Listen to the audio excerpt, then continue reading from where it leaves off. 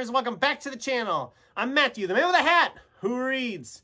And today it's time to look back at the month that was. This is my January 2024 wrap-up.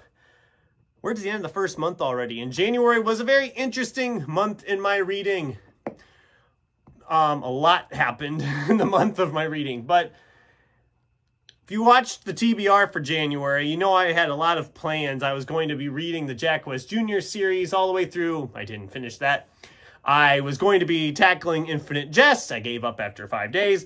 I was going to commit my whole month to that, and it all fell apart. But I still got 13 books read in January, which is awesome. It's up from last year when I had, I think it was 10 for January. So we're at 13 for the year, a nice start towards that 140 book goal. And let's talk about the actual books, starting with some library books. Because after Infinite Jest, actually pause on that. Let's back up.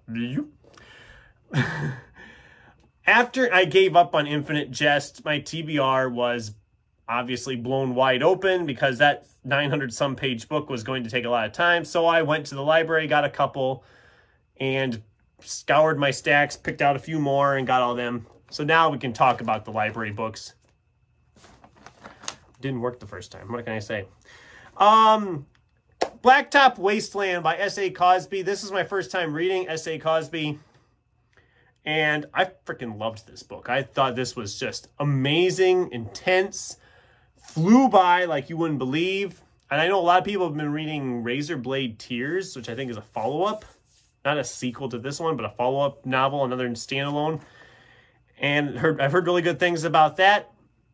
But this one was really good. I gave it 4 stars. Definitely going to be reading some more S.A. Cosby later this year. Billy Summers from Stephen King. I was not as big a fan of this one. I like Stephen King. This one just felt like it's not horror. If you're holding off for that, it's not horror. I liked the ideas. I liked the story premise. I just think it went on too long. I don't think it needed to be 500-some pages. I think he could have had a nice novella out of it, or even a short story out of it, or a shorter novel. It didn't need to be as long as it was, I didn't think. That's just me.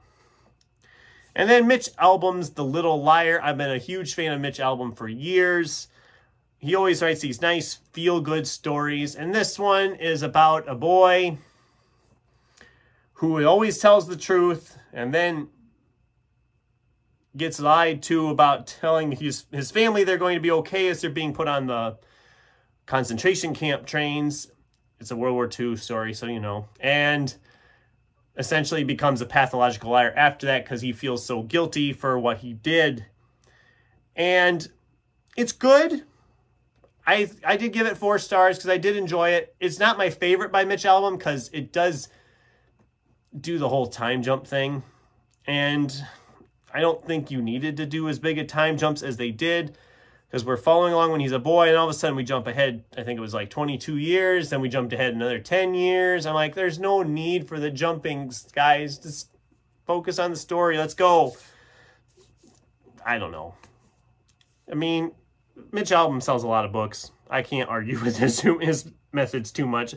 I just didn't like the big time jumps in there. I don't think it was necessary, but I don't know. That's just me. So that's the library books. So let's dive into my own. We had one that we were working on from the end of last year. God, it seems like ages since I finished Richard Kadri's The Grand Dark. I thought this was okay. I didn't love it. I didn't hate it. It's probably my least favorite Richard Kadri book, because I think I love the world, but I'm not a fan of the characters in the world, if that makes any sense. It just didn't quite work for me. I don't know. I know some people love this book, and that's great. And you can tell it didn't work for me because I'm having a hard time even remembering some of what happened in here anymore. A lot of it's gone. And I think it took a little too long to get going. But I gave it 3 stars. It was right in the middle for me. I didn't love it, didn't hate it, but it was fine. It was okay. Yeah. So then we were going along on our Matthew Riley reread, Seven Deadly Wonders, book 1. It was still amazing. I gave it 5 stars. The 6 Sacred Stones, I still loved it. It was still amazing. I gave it 5 stars. And we're going to just jump ahead with it because the 5 Greatest Warriors, it was still amazing. I still loved it. I still gave it 5 stars. There, I've been flying through those. We're going through this really fast, guys. But then there was Tamsin Muir's Gideon the Ninth. I've had this sitting in the stack for a while. It's the first in a, well, it was supposed to be a trilogy, but I guess it's 4 books now. And again, I thought it was fine, I guess. I didn't love it. It was interesting. I liked the idea of these multiple, not really worlds, but branches of this empire, sending people into this place to be essentially raised up to be this great warrior necromancer, and that was cool. I liked the aspects of them all in this place, and then they start getting killed. I'm like, okay, that's interesting. The characters were fascinating. I loved the characters, but it felt like this thing drug on and on and on and on, to the point that I did give it 3 stars. I thought it was fine. I think other people might like it more than I did. I'm not going to continue with the series, but it was worth trying it once, and now I know, and it's fine. But we got Refresh stories from Benjamin Percy. And once again, I'm continuing to question my thoughts on Benjamin Percy as a writer, because years ago, I read Benjamin Percy's The Deadlands, absolutely loved it, got my own copy of it, found another book he wrote called Red Moon that I absolutely loved when I read it. But ever since then, as time has gone by and I was going back and hitting other ones by him, I've just struggled to connect with it. What was it called? I don't remember what the one was called now. There was one I read a few years ago I didn't really click with at all. I read The Wilding last year, and that one was a struggle. I thought, well, short story collection, this will work. But here again, it was a struggle, man. This book wasn't that long, and I flew through it pretty quickly, but the stories just, none of them really stood out to me.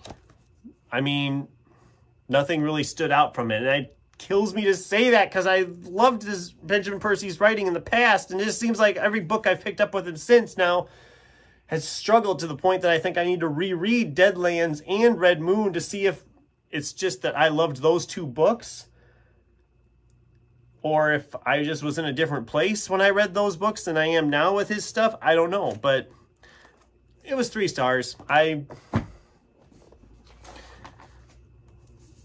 Back to Matthew Riley, reread number 4 for the year, The 4 Legendary Kingdoms.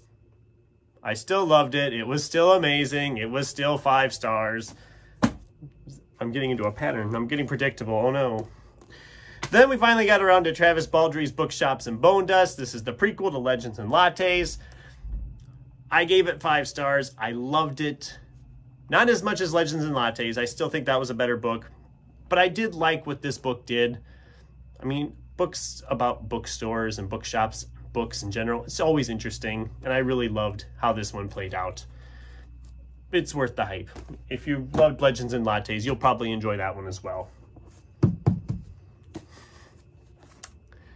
Matthew Riley's The 3 Secret Cities, book 5 of the series, and the last of the rereads, because the last 2 books in the series I never read before, so we're all caught up now.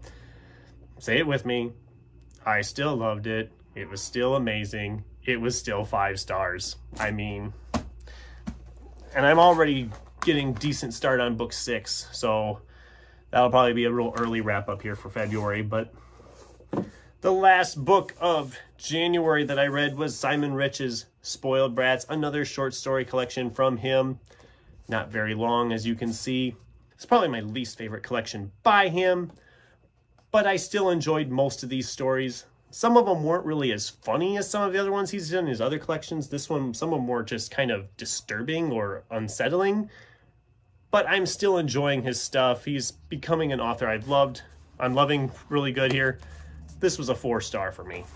And that's it. That's my January reads. 13 of them. A nice month.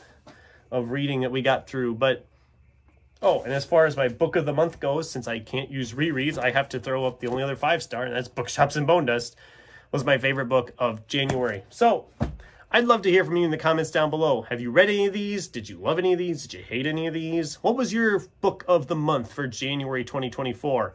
I'd love to get a discussion going with you in the comments down below. Thanks for watching, and until next time, keep turning pages.